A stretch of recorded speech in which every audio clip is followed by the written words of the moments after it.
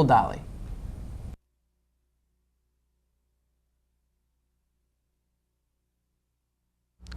This is your completely ridiculous newscast with your reporter, Michael Dolly. Today in the world of nonsense, according to nonsensenews.com, Treasury Secretary Timothy Geithner is asking Congress to make World of Warcraft gold into legal currency, saying that our currency has become deflated and inconstant. World of Warcraft has an economy that is strong and trustworthy. Attaching our economy to this is one important step in the right direction. In other news, there is a world's shortest building, Burj Mumbai, inaugurated by Rahul Gandhi. The ISI, or Illiterate Society of India, undertook this project and now has some claim to fame. Your new carpet represents a substantial investment, correct? Yes. Why would you let anything happen to it? Here are some carpet care tips. Use walk-off mats at all entrances to absorb soil and moisture, and have a quality pad underneath it at all times. This will increase your carpet's life. Thank you for your time. Now back to the studio.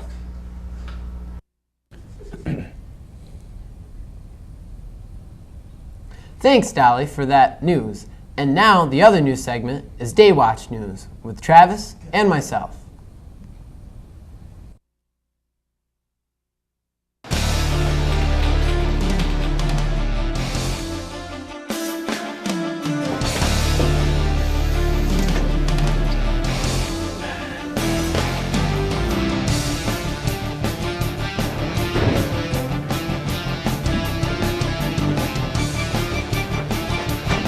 Watch. Hello and welcome to Day Watch. In today's segment, we'll be following around broadcasting student, skills competitor, and all-around beast individual, Matthew Knobloch. But we need to be very sneaky so we can find out what he do behind enemy lines. Let's go to the broadcast occupations room and see what he does on a daily basis. To the broadcasting room. Shh, be really quiet. Here we are entering the broadcasting room, and there's Matthew Knobloch right there, sitting at his desk. It seems he's starting a new project from what we've heard. I'm pretty sure he's storyboarding and scripting at the moment. Seems now that Matt is recording what he just got done scripting and storyboarding. It's a very important part of the process in this project. Now we're approaching Matt Knobloch in the editing room, where you have to take your video, take it from the camera, and capture it onto the computer through a firewire so you can edit your video. Let's go around and get a closer look. Yeah, let's get a little bit of a closer look. I can kind of see what he's doing. Let's go get a closer look. I'm gonna need you to open up the door for me, Travis. What's going on? What are you guys doing? Oh God, run! This concludes our edition of Day Watch. Tune in next week.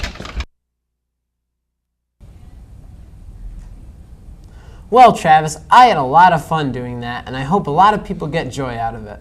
Me too, Pat. It's time for entertainment news, once again with Justin Levesque. Welcome back to your daily music feed. I'm Justin Levesque, here to keep you in tune. First up, the King, Elvis Presley, would have been 75 this year on January 8th. Despite more than 30 years since his death, Elvis fans around the world continue to celebrate his life, career, and music. The CNY section on Friday's Post-Standard features 75 things you may not have known about the King, whether you're a big fan, little fan, or somewhere in between. For example, did you know that Elvis once used black shoe polish on his hair to get the look that he wanted? Or how about the fact that his short-lived romance with Natalie Wood really was short-lived, since he didn't like the way she smelled? Anyways, rest in peace the King, and long live rock and roll. In other news, Bobby Charles, the singer, songwriter who penned such hits as See You Later Alligator and Walking to New Orleans, has passed away at 71. His longtime publicist Karen Johnson says Charles passed Thursday morning. She did not know the specific cause of death, but said Charles had diabetes and was in remission from kidney cancer. According to Johnson, Charles was scheduled to release a new album co-produced by his longtime friend, Dr. John, next month.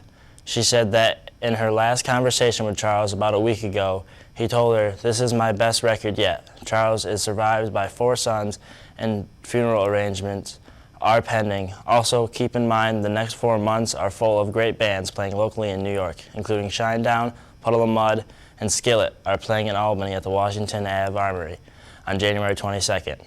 Anna Flag will also be performing at Northern Lights in Clifton Park on February 1st. 3 Days Grace, Chevelle, and Flyleaf will also be playing at the Washington Armory on February 5th.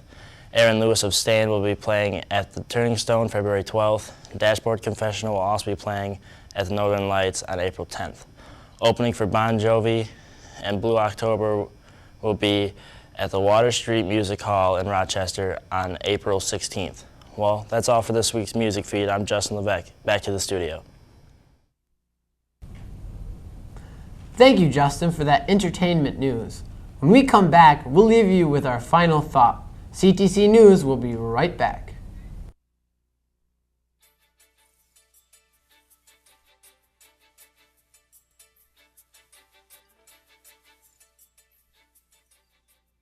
The final thought of the day is to stay healthy and graduate school. I'm Travis Streeter, And I'm Patrick Malowski. saying have a great day.